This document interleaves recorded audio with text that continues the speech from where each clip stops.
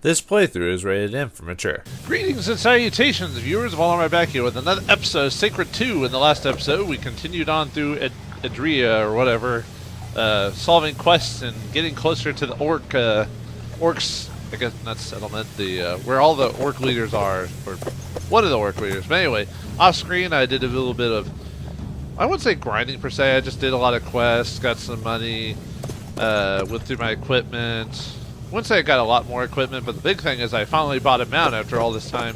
That makes you go by a little bit faster, so there's that at least. The only problem with the mount is that you can't really use any of your abilities while the mount. I guess the mount is supposed to be kind of like an extra bit of defense, depending on like what strength of mount you get. But yeah, you can't use any of your abilities really on the mount. So if you want to get off on it, you just do the circle and then boom, off you go, and then you can use your ability. So kind of depends on when I'm fighting, whether I want to stay on it or leave it off. But you do go, yeah, as you can see, I do go a bit faster, so there is at least a reason to buy a mount in the first place. Oh, yeah, we have a rune master. Can I? No, I don't have any more. Can't really. What do you got anyway? I mean, I could buy some stuff for that, but eh. I still have yet to go through all the Rune Master stuff and to see if it's something I want to mess with or if I just want to go through the game. But anyway, let's talk to the head honcho or someone who's close to the head honcho. One of the two. You are the first among us who is not of orcish blood. These are unusual times. The clans have agreed to a truce because we are facing a higher threat and need to fight it. The large river that belongs to all clans does not flow any longer. A water monster, the Octomammoth, has blocked it and dammed up a lake. Many brave warriors from all clans have died. Too much blood has been shed. Too much blood! The water monster must die. All clans have agreed. We fight each other, but we will close ranks against a mutual threat. We will be the clan that defeats the Octomammoth. The honor will be ours, ours alone. There is something that the other clans do not know.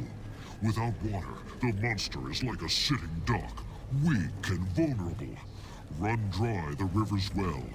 Once the ground is dry, you will be able to kill the monster. We will be able to build houses and cultivate fields. Who knows, it might mean the end of the clan wars as well. Escort this shaman to the river. He will run dry the well. So defeating one monster will stop the clan wars? Is that really the reason for the clan wars? Plan. Yeah, well, I wonder right. whether it will work. Let's So what? I wonder what happens in this if the shaman gets killed. Does okay, so we just gotta go north from here. So what happens if the shaman gets killed in the main quest line? Does just the story end, or do you have to go back for another shaman?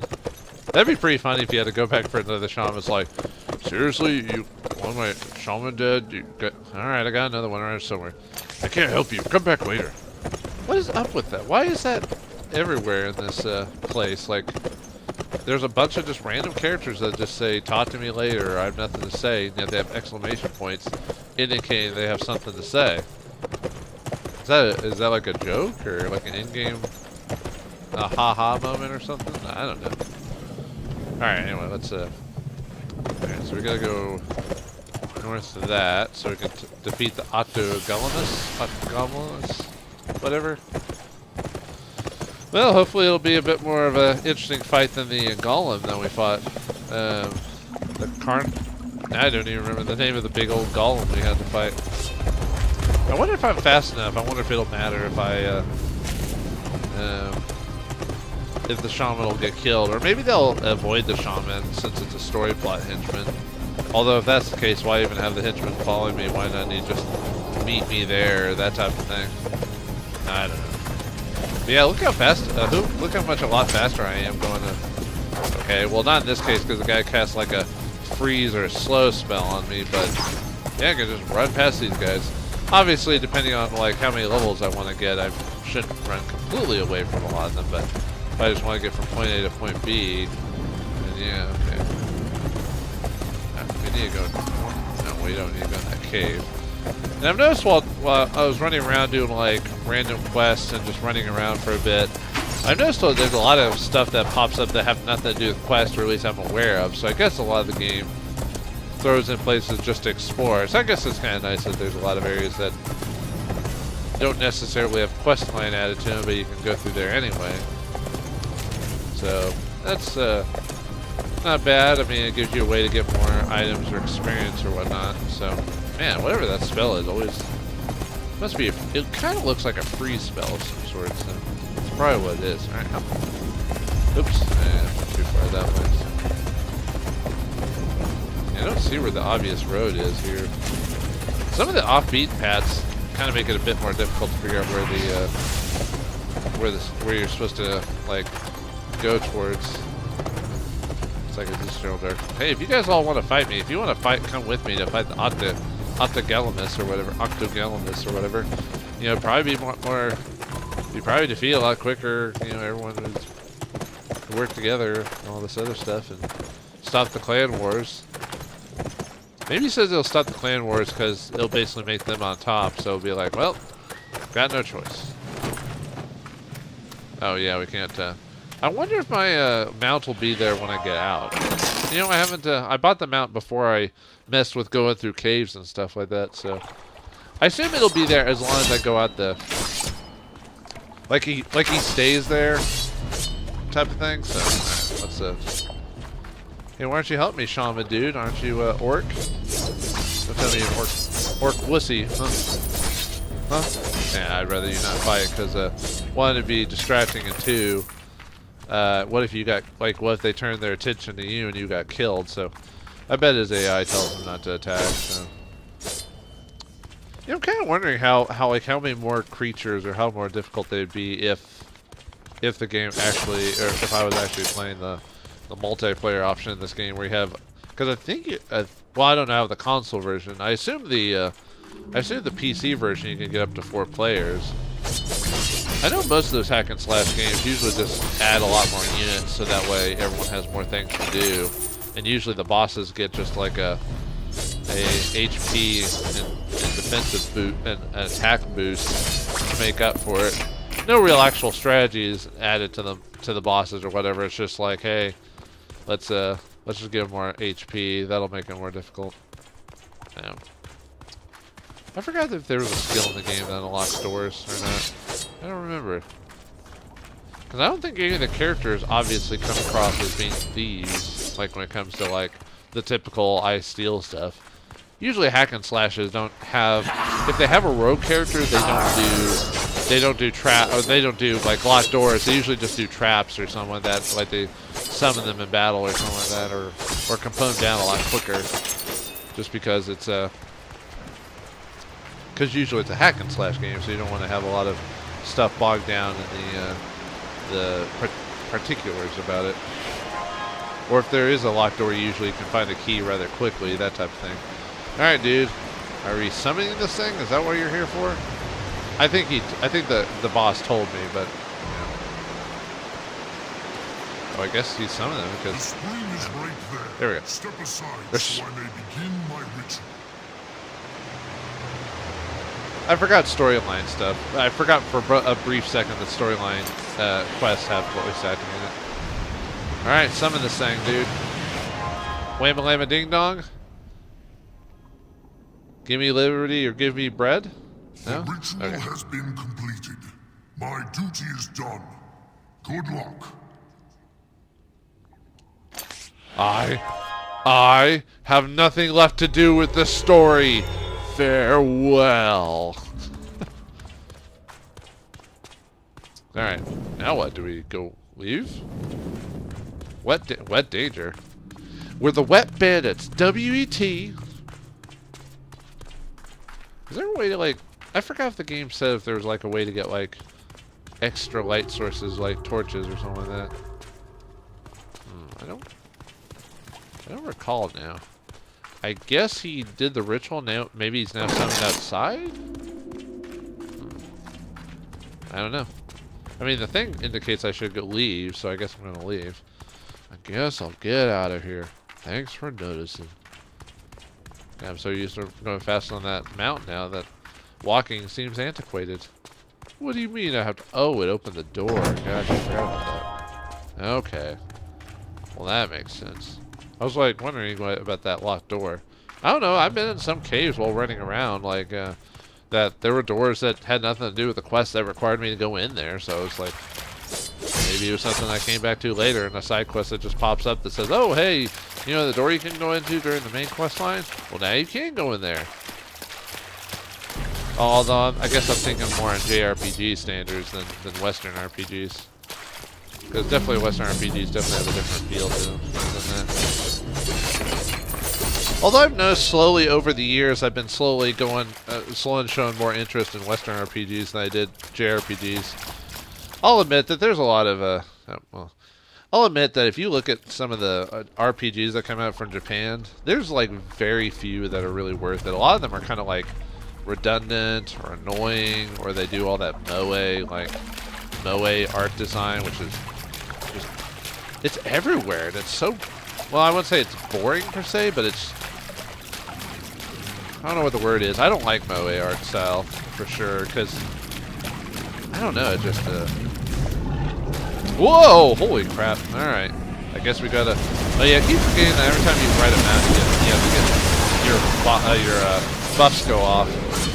So do we just fight him, or do I have to hit his arms, or is hitting his arms a thing? It doesn't look like hitting his arms is a thing, so I guess we just have to fight him. Although I'm not doing much damage.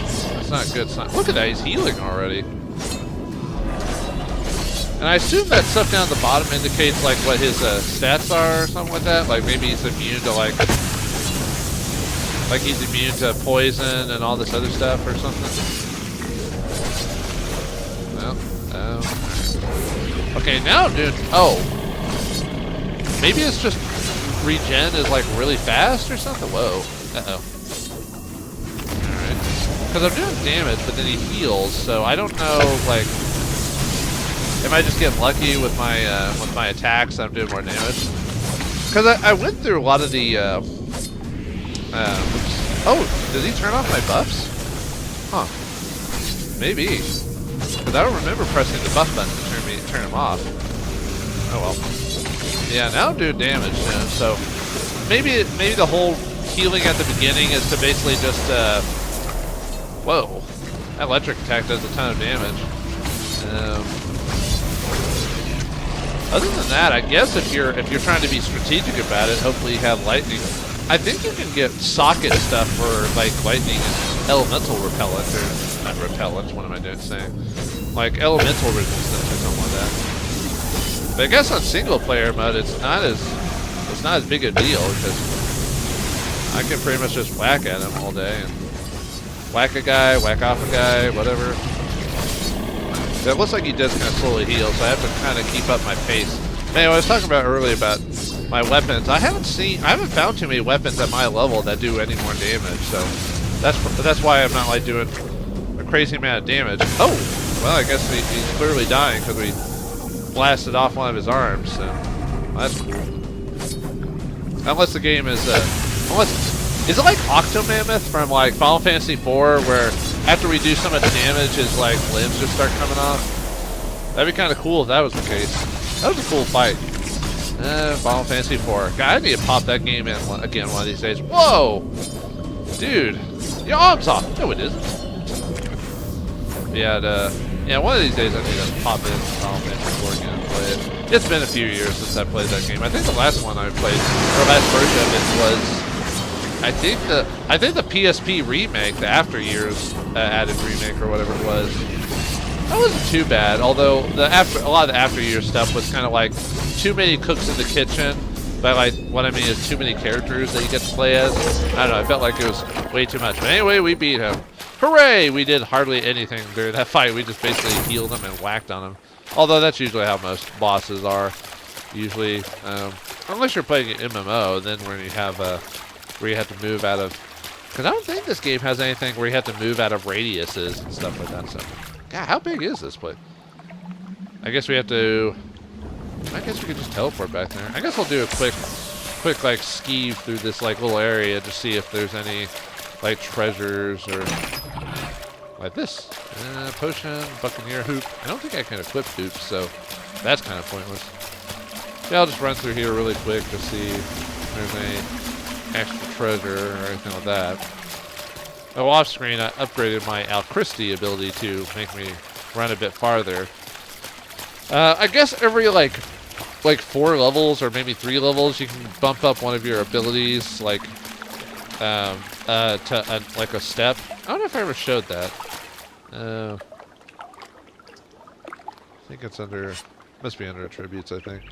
If you go to combat arts, there's it's clouded out now, but it's called modify, and you can go in and I don't know if detail shows anything or not, but anyway, it'll show like a line of all your abilities, and you see how right above them they have like 2 stars or 1 star. It means it's how many times I've upgraded them with certain stats or whatever. So I'm just trying to keep that in mind in the future, and I think my Alchristi thing regens a bit faster too now because of that.